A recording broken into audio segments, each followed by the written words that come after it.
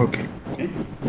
Great. Well, thank you everyone for joining us. Good afternoon and welcome to our webinar, telling Brazil's anti-corruption success story. A title that might give you some pause. After all, where's the success story? We've got Zika, we've got corruption in the Bay, we've got a recession, and we've got what might be the world's biggest anti-corruption scandal. But the panelists that have gathered today feel that there is a deeper story, one that is not being told, and one that is far more encouraging both for Brazil and for the broader global anti-corruption effort.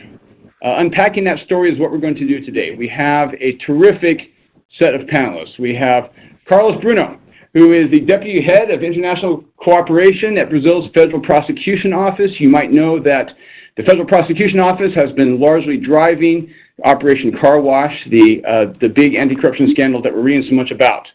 We have Carlos Aires, who is a partner at Trench Rossi & Watanabe, a corporate law firm in Sao Paulo. Carlos has been a prominent figure in Brazil's anti-corruption reforms and seemingly is a part of every conversation involving anti-corruption reforms in Brazil. And we have Lucinda Lowe, partner at Steptoe & Johnson LLP out of the Washington, D.C. office and president of the American Society of International Law. Lucinda is a longtime leader in U.S. anti-corruption enforcement. Can everybody hear me? If you are having technical problems, I would recommend that you contact our technical guy, Carl Hom. You should see his email to the left of your screen. If you have questions during the course of the panel, please send them to me via the chat function within WebEx, and I would ask that you send them directly to me rather than to the entire audience. Okay, so I think we're all on board. So, what is Brazil's success story, if that is even conceivable? To get at that question, I want to ask a really simple question, which is, why are we learning so much about corruption in Brazil today?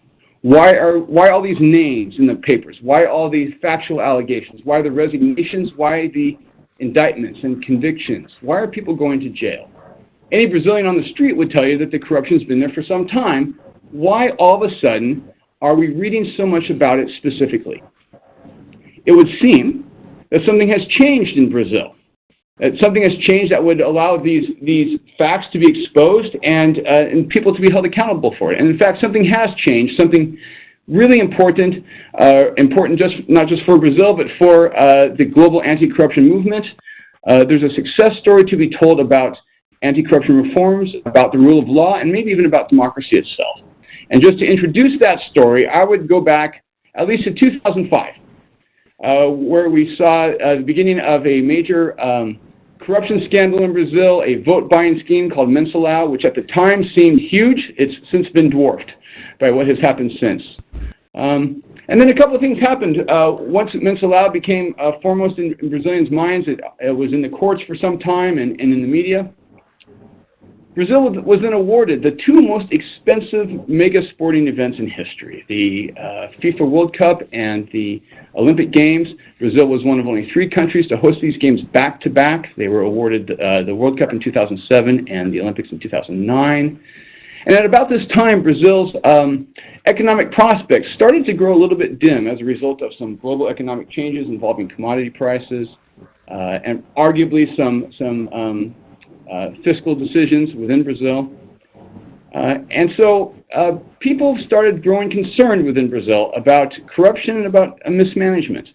In response, Brazil started adopting a series of laws. First in 2011, 2 laws that we probably won't talk much about today, a major procurement reform and a Freedom of Information law, something like the U.S. Freedom of Information Act that gave citizens access to information they did not previously have. But then this whole issue really exploded when the government announced a series of fare increases in public transportation. And as we all may recall, Brazilians at that point took to the streets. Major protests in 2013. And in response to those protests, the Brazilian Congress got 2 bills enacted into law. And these bills, in particular, have dramatically transformed anti-corruption enforcement in Brazil in ways that are making possible the prosecutions that we're seeing today. The one was a so-called organized crime bill, which gave federal prosecutors a new set of tools that they needed to address corruption. Carlos Bruno is going to talk about that. And the other is a major bill called the Anti-Corruption Law, sometimes called the Clean Companies Act, also enacted in 2013, that addressed corporate corruption. And we're going to talk about that as well. But Carlos Bruno, if you would get us started, can you talk a little bit about this new so-called organized crime bill, why it was enacted, what it has done for prosecutors, and the role it's played in exposing and holding people accountable for corruption in Brazil? First of all, it's a pleasure to be here. I listen. Are you hearing me? Oh, it's okay. Okay. First of all, it's a pleasure to be here. It was a great introduction. I think you have explained in 2 minutes very well the situation in Brazil, and it's refreshing to listen to you, because sometimes we are here in the middle of this big process in Brazil, this big case here in Brazil, and we know we have many things yet to do.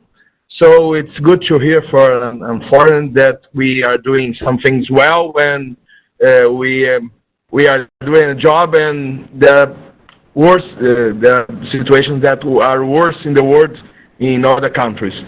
I always like to begin my presentation talking about this case, this big case, car wash, trying to explain why this is different from the other cases here in Brazil. You have explained it well. We have many corruption cases in Brazil since I was born. I was born in the 70s, and they sometimes say that there was never so much corruption as there are now in Brazil, and I always answer that I don't know, because now we can see how much is being robbed for our public money. And maybe in the past we didn't have the tools and the strategy to prosecute this kind of crime. So it's good to hear for you. We have a strategy. It's based in 3 pillars. We always talk about this. The first pillar is the international cooperation unit. We have we have signed the Convention Against Organized Crime, the Treaty Against Corruption, and we have many amulets. Since the beginning of the mandate of our Prosecutor General, we have a strategy inside the prosecution service of coordinating the criminal cases and the civil cases, because we have affirmative civil enforcement law in Brazil since '92. And now it works better because the same prosecutors do this civil enforcement case and the criminal case, for example, in bribery and other things. And, of course, this organized crime law, it's very important because it has gave us many tools, especially about NPAs and DPAs. So now we have more tools to do agreements with the defendants. And I know you want me to tell this story. There were massive demonstrations in June 2013 in Brazil, and people said that there would be no World Cup because they saw these big venues, these big stadiums, expensive stadiums, and they saw that they had no education or health care, and the hospitals were bad, and the schools were bad, and they thought, I think with some reason, that the money that could be spent in hospitals and schools were being spent in stadiums in 12 cities in Brazil. And there were many demonstrations in many cities in Brazil. I remember that day that was approved the organized crime law. It was a Wednesday night, and there were demonstrators in the gardens of our Congress. And the president of Senate, that is the same president of the Senate that it's in the job now, has decided to approve something, because they need to approve something to give an answer to the demonstrators. And they have to choose a bill that it was in the last phase, because they need to approve here in Brazil, we are a federation, so we have a House of Congress and we have the Senate. So they have to choose a law that just depends on the Senate to be approved. And they have to approve a law that were important to fight against organized crime or corruption. And they have chosen this law of organized crime.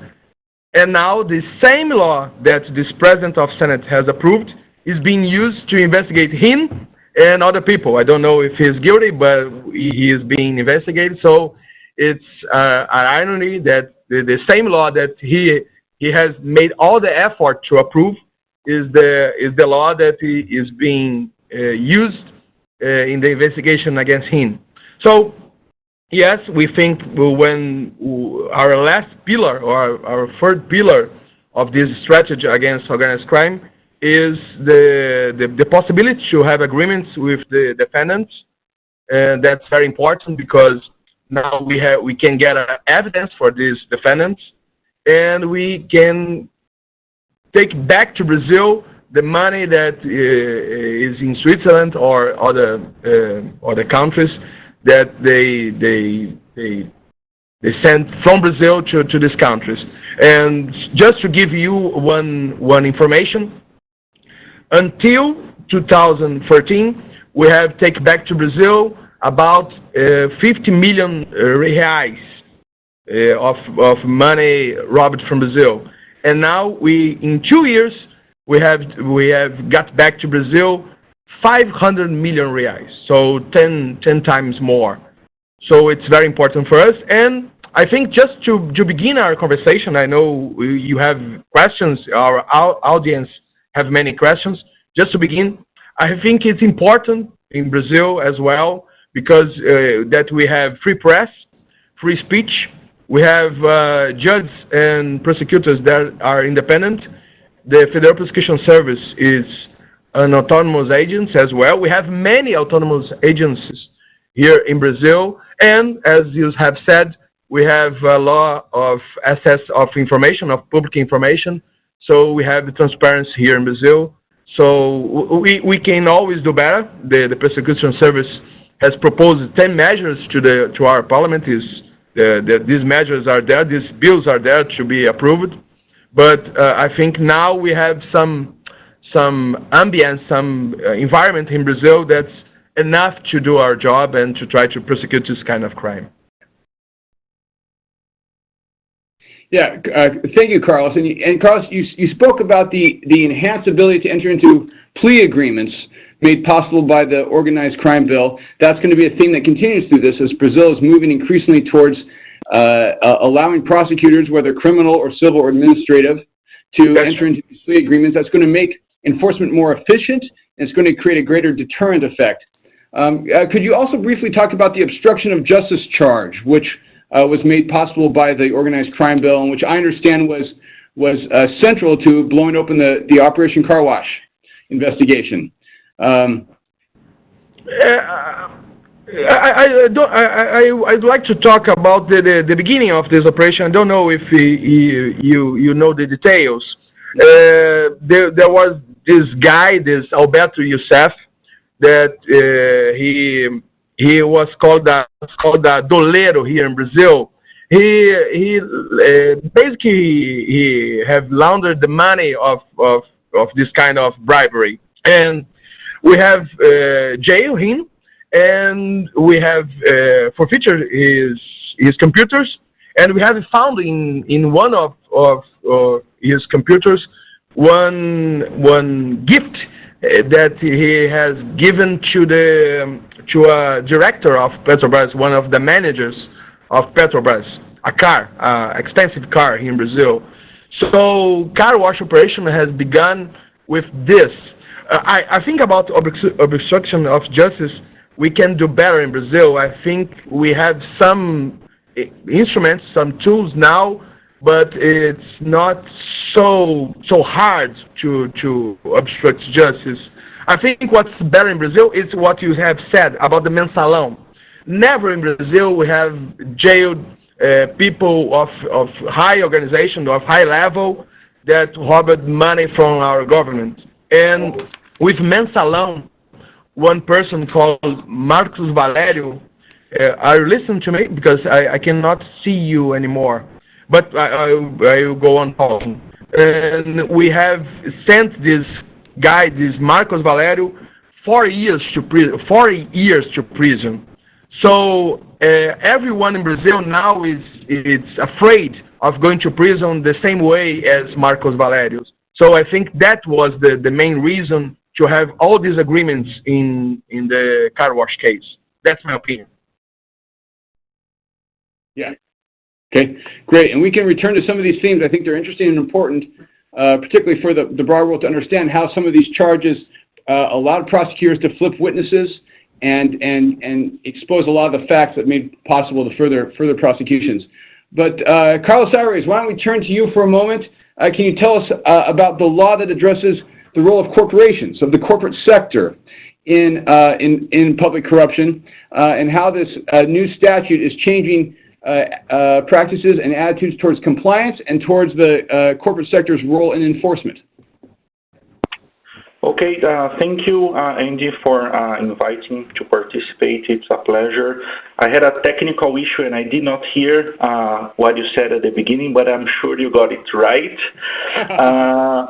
So, with respect to this new law, new anti-bribery law, so-called Clean Companies Act, I think it has two main features. For the first time, it gives credit for compliance programs.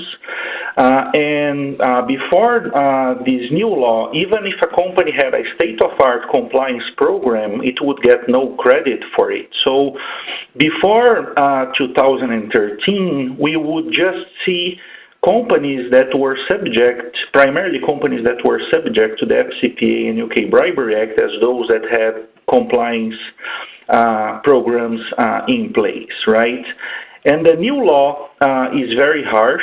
It incorporates the notion of strict liability, and for those who are not lawyers, this means that the company did not to show any kind of intent or fault of the company, right? And the law also allows the government to hold companies liable for the acts of third parties, as long as the company benefits for that. You know, the government need not to show any intent, just that the company benefits from the wrongdoing of third parties. And the law, excuse me, also incorporates the notion of joint liability, which means if I have 10% or more of interest in a company, I can be held liable for the wrongdoings committed by that company. So it's interesting because now many companies are requiring their third parties to have a compliance program as a condition for them to do business with the company. It's no longer a competitive advantage. Many companies, they require their suppliers, not suppliers, like third parties that interact with the government to have that. And it's interesting because there is now this all discussion about ISO 37001, and many companies, they are saying that once ISO is approved, they will give a certain period of time so that their key suppliers should have that certification as a condition for them to do business. And another thing, it's interesting because the private equity and venture capital companies, I require the invested companies to have a compliance program that meets the requirements established by them as a condition for the investment. So this slowly is changing the environment in Brazil. Another feature that I think is very important, it's the notion of leniency, which is a new concept in the Brazil's anti-bribery arena. Some would joke and say that before the Clean Companies Act, there would be a culture of cover-up because there was no incentives in place for companies to come forward. And we have seen many situations in which companies reported to the DOJ and SEC, for example, facts that took place in Brazil, but not to the Brazilian authorities, which does not seem to make sense because, you know, many of these companies, they consider doing so in Brazil, but they could be debarred, received harsh sanctions. And it's interesting because the notion of leniency and credit for self-disclosure and cooperation did not exist in the draft bill that resulted in the Clean Companies Act. A group of friends and I prepared a report and submitted it to Congress. And at the beginning, the Congress hesitated to incorporate that. They believed that this could be a valve of escape for companies to get, you know, away from liability. And then we explained that there are good things related to that. So the government might have access to information that they would never get without the company reporting that. That can expedite the investigation. The government need not to start an investigation from the scratch and avoid these incongruencies in which, like, companies reporting to U.S. authorities and other foreign authorities, but not to the Brazilian authorities. So that was incorporated. There have been at least 5 leniency agreements that have been signed, and those are on the pipeline. And I think the key aspect here is that there are many authorities with jurisdiction to enforce the Clean Companies Act. And it's important for the companies that are considering to self-disclose to the authorities to involve all the authorities that have jurisdiction. And if I may come back just 1 second to the compliance programs, I think another important aspect is that if a company has a compliance program for purpose of the FCPA, that program might need to have some small adjustments in Brazil, not only because the scope of the anti-bribery piece, but also because the scope of the Brazil Clean Companies Act is much broader, covers not only corruption, but also other acts such as fraud in public procurement, not necessarily linked to corruption. And one more thing to finalize my comments here, I think it's important to highlight that the Brazilian government has been closing ranks against corruption using different tools. So in 2013 and 2012, there are these new laws, but according to data that media published here in Brazil, between 2008 and 2012, even before this new law, the number of convictions for active and passive corruption and related crimes increased 133%. And you well mentioned about transparency, because Brazil is not only enforcing the laws in its efforts to find corruption, but transparency has also been an important tool to detect and prevent. For example, since 2004, the CGU keeps a transparency portal where anyone can obtain information about the federal government procurement and contracts and spending through credit cards. And currently, the information is made available on the portal almost on real time. So this means that all expenses from the previous day are made available on the following day. So I think it's an interesting scenario that we have in Brazil right now, and I think it's a conjunction of many different factors. Yeah, many factors have come together. And before we turn to Lucinda, I want to flesh out just a little bit the importance of these leniency agreements, because non-lawyers, or maybe even some lawyers, may not fully appreciate this. When we think of the government prosecuting companies for misconduct, we think of going to trial. We think of, in the criminal context, of privilege against self-incrimination. We think of innocent until proven guilty. That's the context in which we think of companies prosecuting corporations. But in a number of jurisdictions, the US, the UK, and now increasingly Brazil, we're getting away from that to instead a regime of what we call, just as you mentioned, voluntary disclosure and cooperation credit and these negotiated settlements. In this new enforcement procedure, the companies will investigate their own acts of corruption, and then voluntarily disclose their findings to the government. So rather than asking the government to investigate the corruption or any other kind of misconduct, the company will do it itself, pay for what is oftentimes a very expensive investigation, and then voluntarily turn over its findings to the government in exchange for cooperation credit, which means a reduced penalty as a reward for their cooperation. This makes enforcement much more efficient. Government enforcement agencies with limited budgets can go after many more companies this way. They avoid the trials, which are often highly resource intensive. And because so many more companies are now going to be entering into these settlement agreements, the deterrent effect of these laws goes way up. We've seen that in the United States. We're increasingly seeing it in the UK, and we're seeing it in Brazil now. So it really is a culture change away from traditional notions of the government having to prove its case, as long and drawn out and expensive as that can be, and instead having the corporate sector cooperate with the government to negotiate settlements, to conduct investigations. And this really is a very different posture. It's a culture change that's having to occur, I think it's fair to say, Carlos, within the corporate sector in Brazil. Yes, you define very well, Andy. There are some people that criticize that. They say there are some cons that the view of the government will prevail. I think, especially when we deal, like, for example, agencies and authorities that are more involved with that, like CGU, the federal prosecutors, they have participated in discussions about this new law since at the early stage, and they are very familiar with that, and they appreciate how useful this tool can be, right?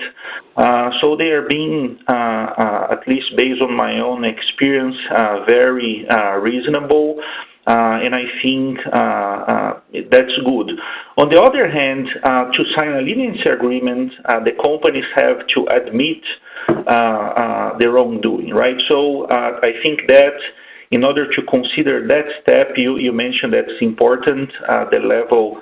You need to know what happened, right? So you need to investigate, because that's a very important step. And it's interesting because we are starting to see how sophisticated the authorities are becoming. I remember Lucinda and I were both in a conference in Brazil a few weeks ago, and there was a representative from the Federal Prosecutor's Office, and he was mentioned that there was a company that was doing an internal investigation, and that company was reporting the results of the investigation to senior management that was involved on the investigation. At a certain point of time, they stopped investigating it, and then the prosecutors asked, so why did you stop the investigation? And then the company said, oh, because you were already investigating that, so we decided to stop, So it's interesting that I think Brazil is making important steps in the fight against corruption, not only with the compliance programs, which somehow puts the burden on the companies, and on one hand, another gives credit for that, and also with the leniency agreements. Right. And again, and just to sum up, and then we're going to move directly to Lucinda, these compliance programs for companies are very expensive, and a company has to make a decision. Is it going to invest the resources to build a compliance program? Is it a good investment for the company? And the Clean Companies Act, by providing incentives in the form of reduced penalties, seeks to make it more worthwhile for these companies to invest in compliance programs. And I think we'll see, as we've seen in other jurisdictions, that as companies invest more in compliance, corporate conduct tends to improve and tends to become more compliant. This is going to be an important step in changing the way companies behave. And so I think with both with Carlos Bruno and with Carlos Aires, we've seen now how these two important laws, the Organized Crime Bill and the Clean Companies Act, both in 2013, have been instrumental in changing enforcement procedures, and by extension changing conduct and changing cultural norms in Brazil. Lucinda, could you perhaps put this in a broader perspective for us? From your perspective, given your experience, what's the broader significance of these changes, and what is the right lesson that we should all be learning from what's happening in Brazil?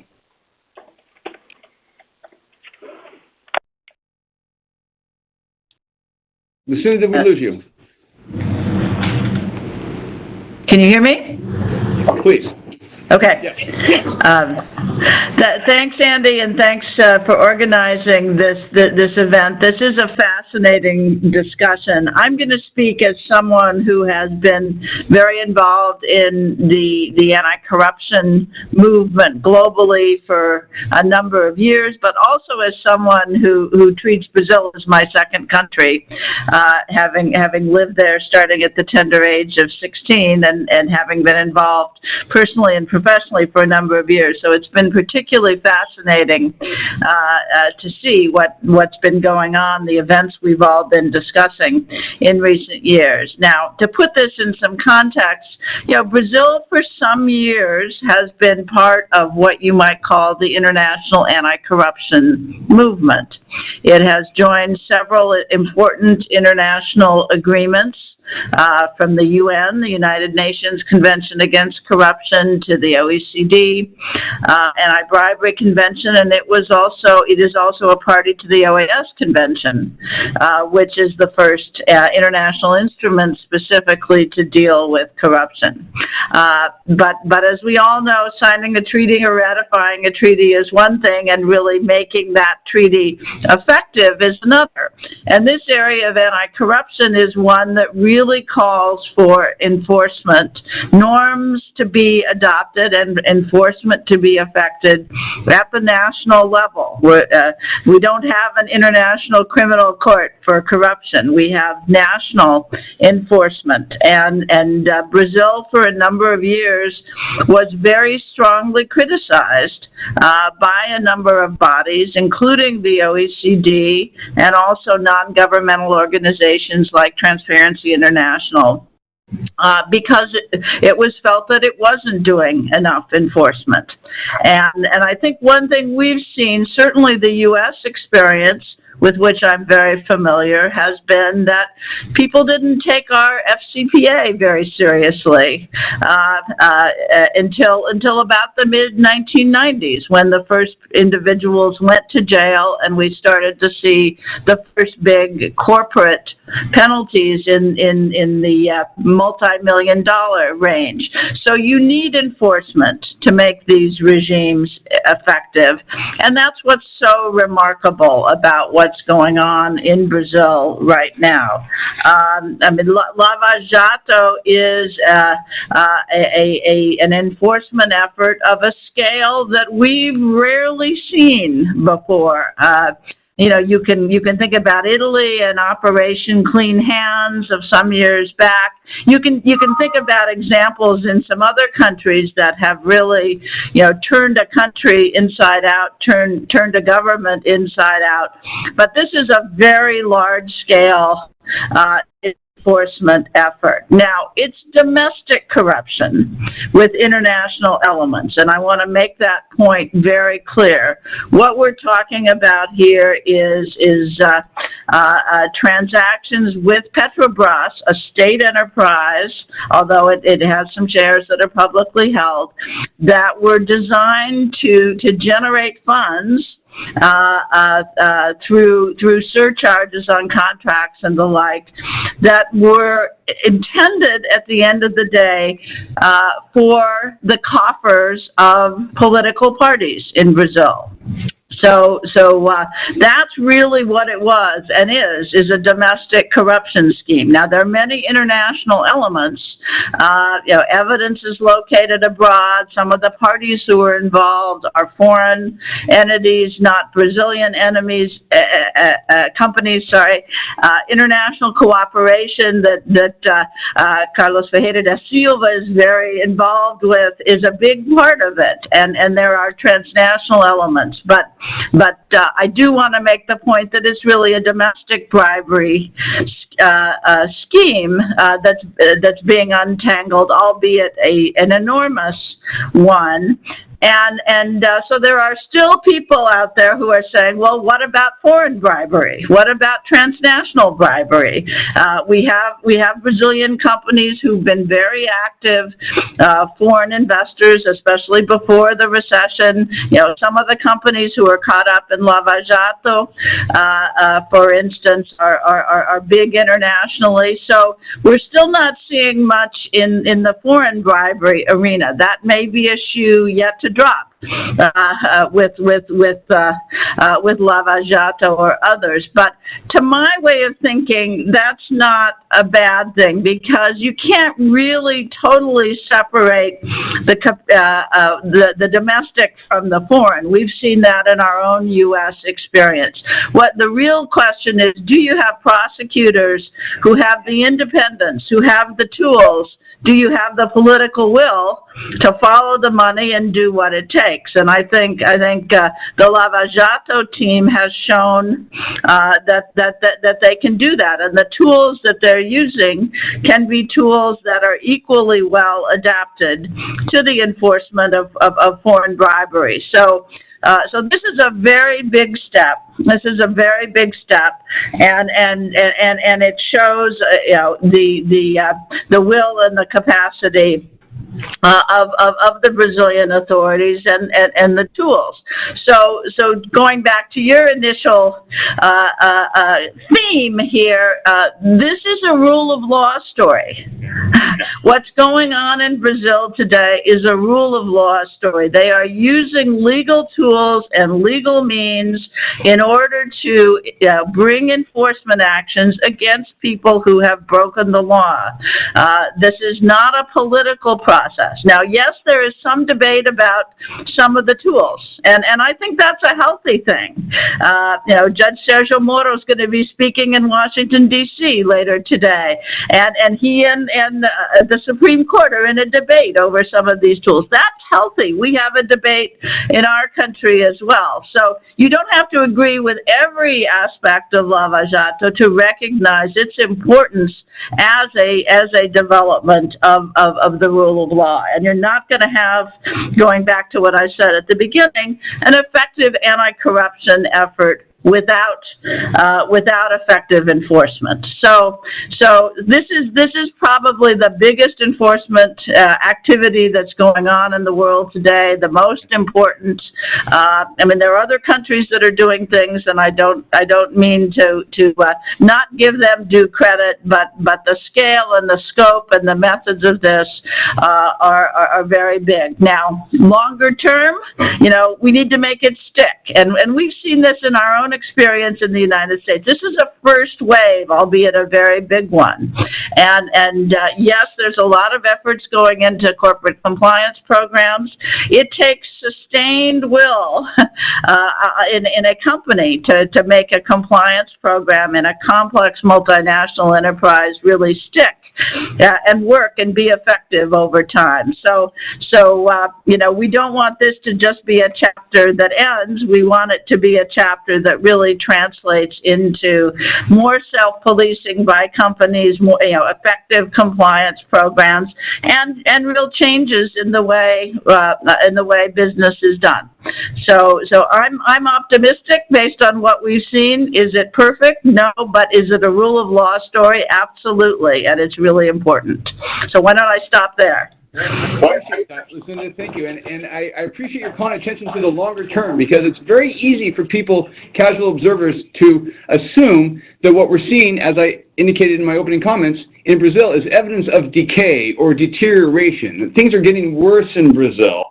But if we look at not just the facts that are being disclosed, but the laws that are being applied now, what we see is a new regime, a new legal regime that is just beginning to take effect. That would tend to bode well for the future of anti-corruption efforts in Brazil. Just as you mentioned, these are not impulsive political movements. These are laws that have been enacted, that are intact, applied in large part by prosecutors who are, in Brazil, interestingly, compared to the United States, a kind of an independent fourth branch of the government, somewhat further removed from political influence.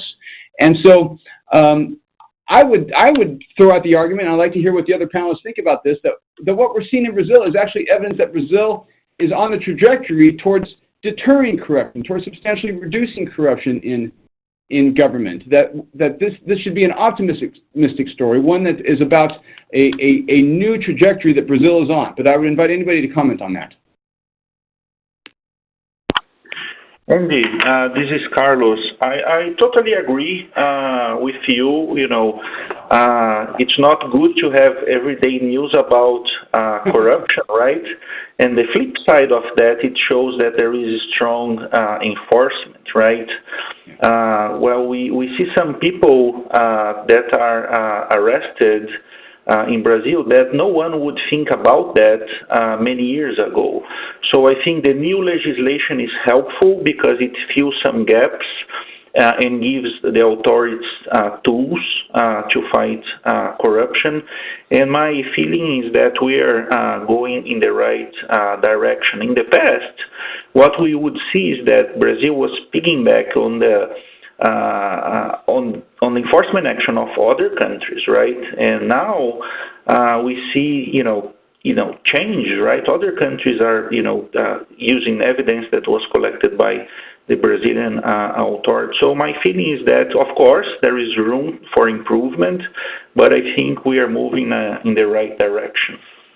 Carlos Bruno, could you speak briefly to the independence of prosecutors and the way that the new tools that have been made available to them are going to allow prosecutors to continue to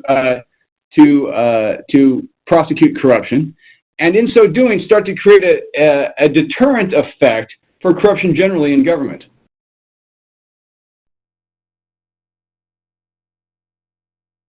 Carlos Bruno, can you hear me?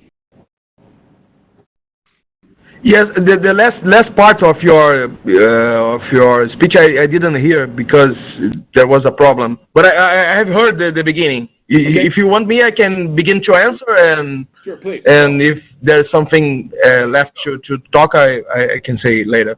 Well, I like to answer the first question.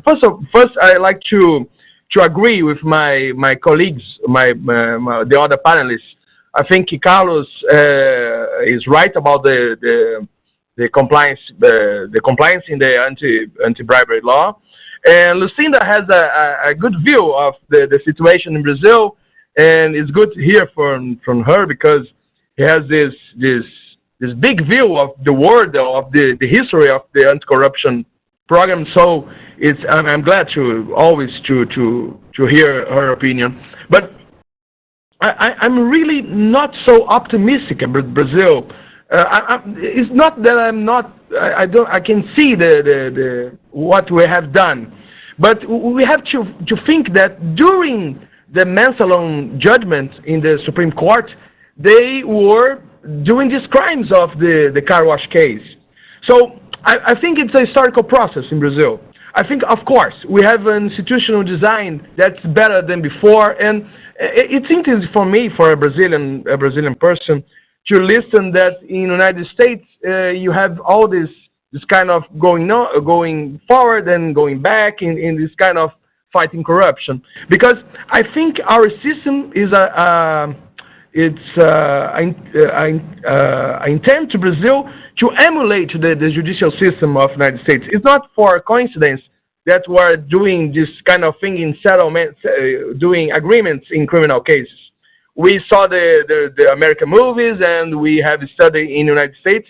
I have studied myself in Europe. There are many prosecutors that have studied in the United States, and we try to bring to Brazil what was good of this kind of system, of German system, of the Spanish system, of the American system. So what we think, what I can agree that we have in Brazil, we have many tools in Brazil and have institutional design in Brazil that is suitable to do this kind of fight against corruption. But Lucinda has talked about this, and I think you have talked about this. There is a component of political will. We have now this component of political will because the society in Brazil doesn't want to see any more corruption and more bribery. So this is very important. It's not just legal tools. It's the society with the prosecution service as well, I think. I don't know if I have answered all your questions. Yeah. Yes. Beautifully.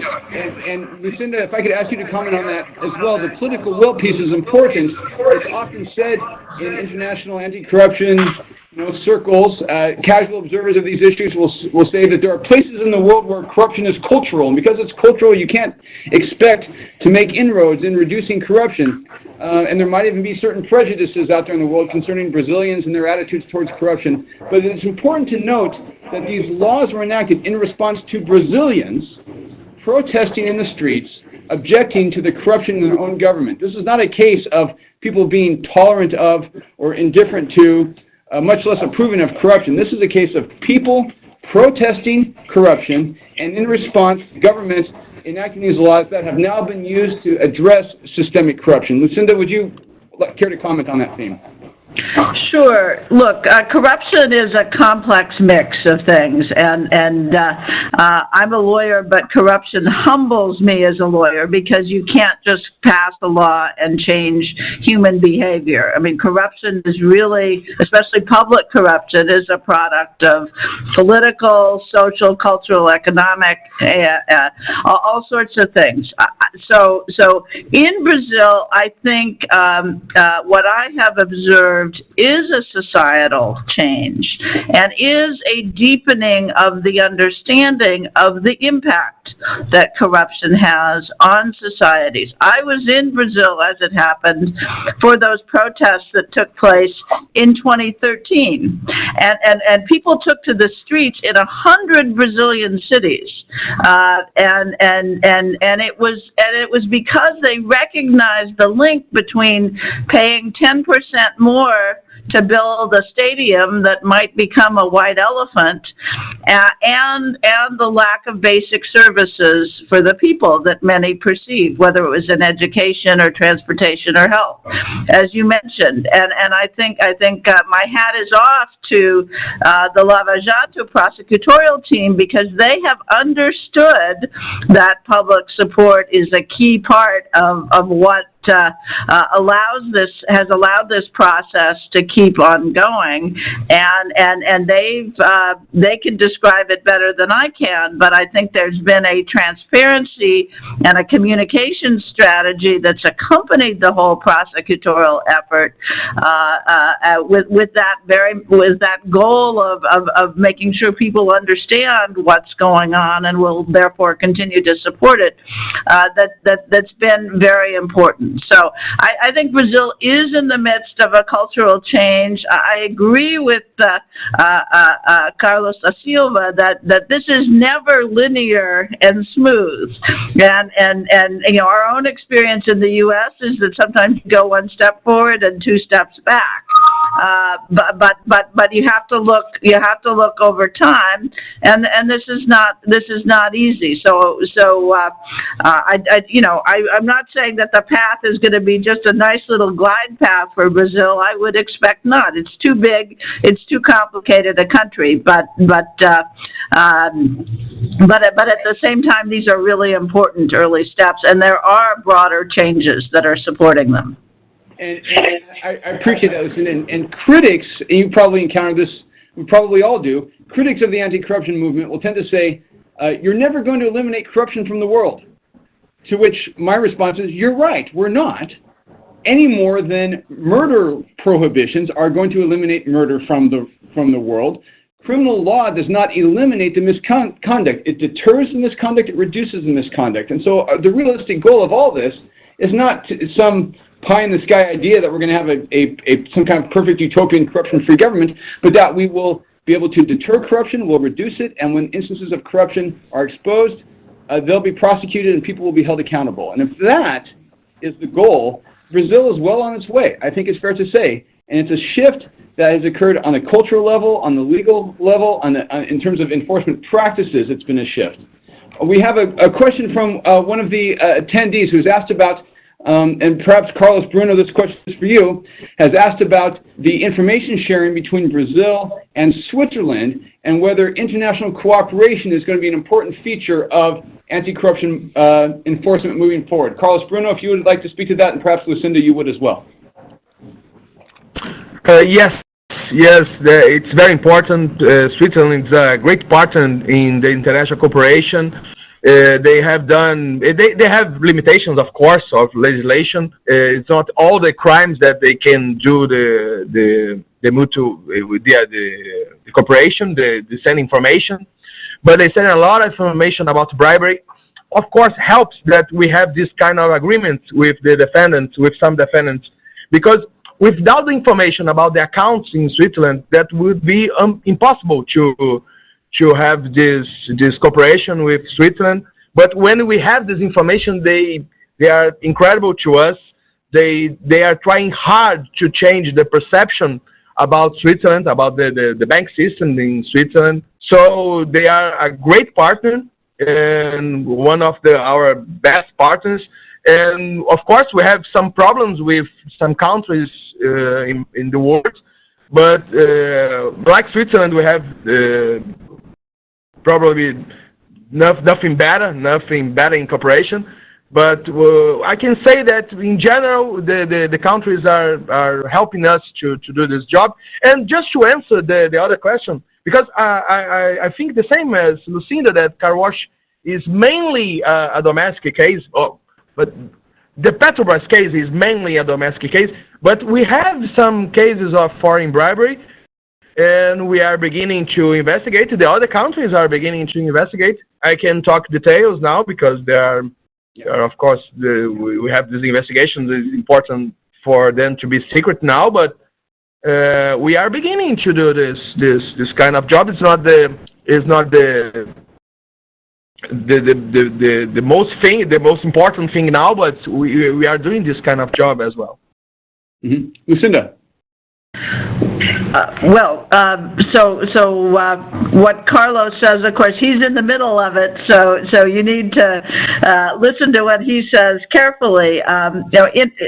Obviously, the treaty network that I mentioned earlier has tried to facilitate the kind of international cooperation that is often necessary in these cases, and in car wash, the money trail has led significantly to Switzerland, and I agree with Carlos that Switzerland is much more on board with these kinds of investigations than they used to be, say, 15 years ago. And the legal instruments still aren't perfect. I'm sure they could be better. There still are limitations, but there's much more will on their part to make it happen. And so that I'm sure that's going to prove we can't see all of that at this stage. And the international cooperation often takes a lot of time to play out if you're doing mutual legal assistance requests or even informal.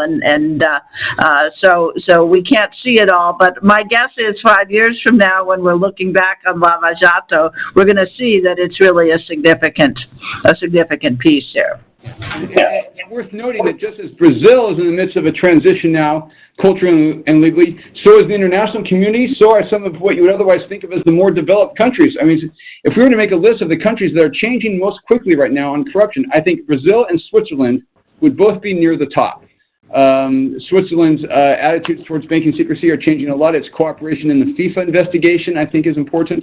And so the question is well taken. We're seeing Brazil and Switzerland both in the midst of really leaders in this international moment that's occurring. We have only a couple minutes left, and I think I'd like to turn attention to the fact that we are now on the eve of the Olympic Games. And as we get close to the Olympics, this talk about corruption in Brazil is only going to become even more commonplace than it is now, if we can imagine. And I think naturally people are going to be making comparisons between Brazil and Russia. Two BRIC countries, both hosting the World Cup and Olympic Games back-to-back. With both countries, the Olympic corruption narrative has reached a fevered pitch. We haven't had so much talk about corruption in the Olympics perhaps since the 1990s, when this issue first blew up. But it's important to note that Russia and Brazil, though superficially similar, I think might be polar opposites in certain respects. What we're seeing in Brazil is a series of new laws being enacted, a series of enforcement initiatives, and we're learning about the corruption because people are being held accountable. Contrast that with Russia, where we had allegations, but we had very little in the ways of laws or enforcement actions adopted. And so I think Brazil and Russia make for a terrific contrast in what can happen with these big events when anti-corruption enforcement is not taken seriously versus what can happen in a country when it is taken seriously. And would any of the panelists like to comment on that just by way of conclusion?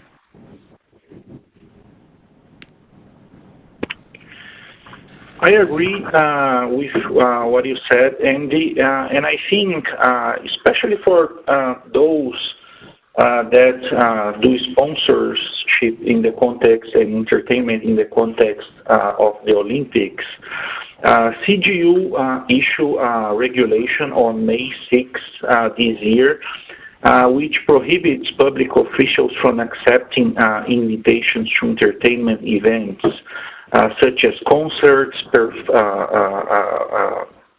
performances, and sports.